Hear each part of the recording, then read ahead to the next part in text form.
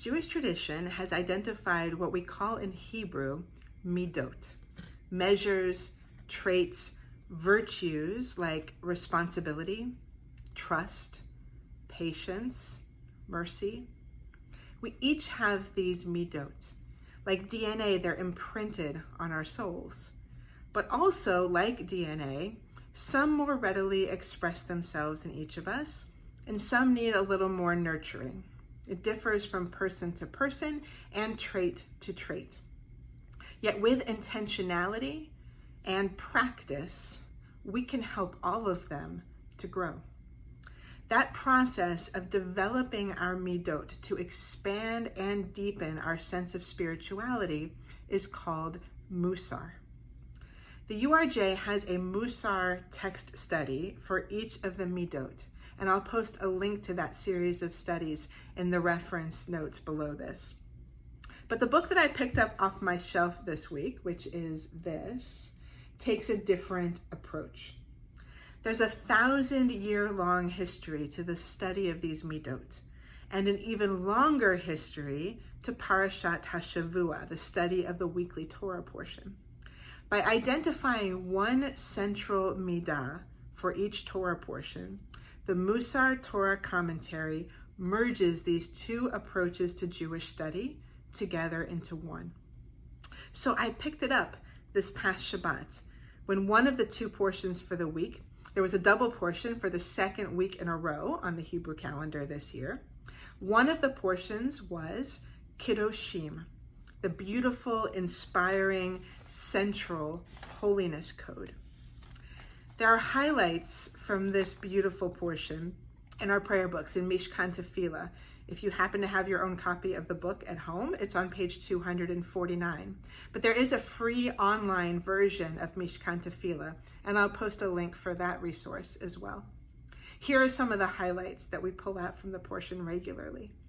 You shall be holy, for I, Adonai, your God, am holy. Honor your father and mother. Keep Shabbat. When you reap your harvest, leave the corners and gleanings for those in need. Don't steal. Treat each other honestly. Don't make life more difficult for the blind, the deaf, your workers.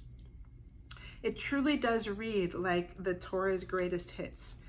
And as such, you could imagine how it connects with many of the midot. But Rabbi Eric Gervis, who writes the commentary for this particular parasha, singles out one midah, hakarat hatov, which is often translated as gratitude. But literally, hakarat hatov means recognizing the good. Gratitude comes from recognizing the good that's present all around us. But so does deeper spirituality. And as Rabbi Gervis writes, the courage and strength, not to mention the will, to reach higher toward the good and holy. He gives us a couple of examples from what we find in this week's Torah portion.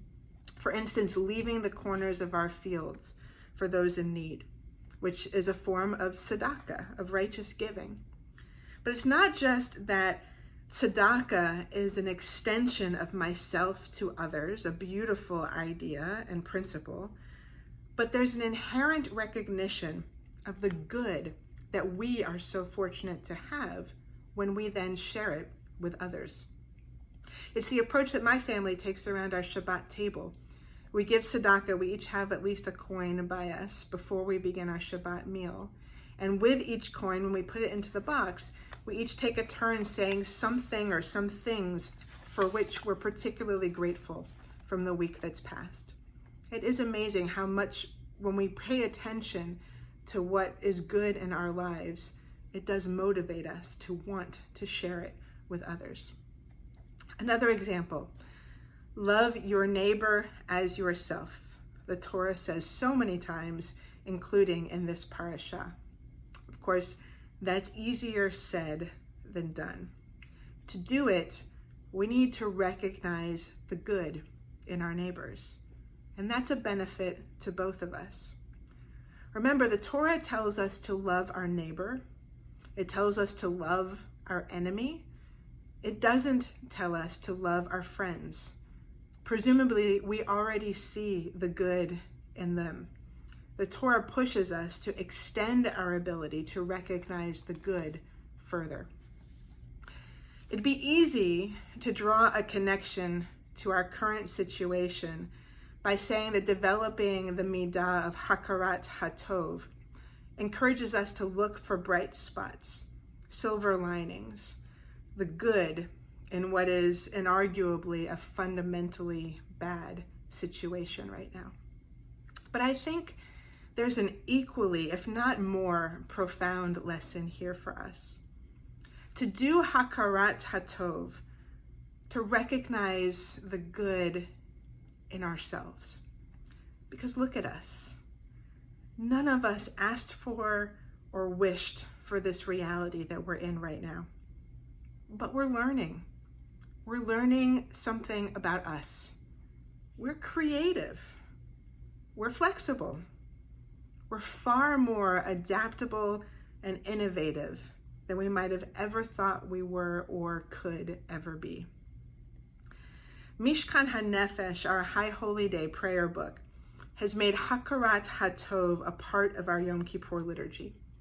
Even as we list all of the failings from which we must atone, and we know how long that list is, we must also remember that so much of what we do and who we are is fundamentally good. In so doing, in our prayer book, it quotes Rabbi Nachman of Breslov, who could very well have been speaking to us in our own day, right now, this moment. It says, always look for the good in yourself. And remember, joy is not incidental to your spiritual quest. It is vital. For so it is written in Isaiah, you will go out through joy and be led forth in peace. Focus on the good in yourself. Take joy in what is good, and you will be led forth from inner darkness. Amen.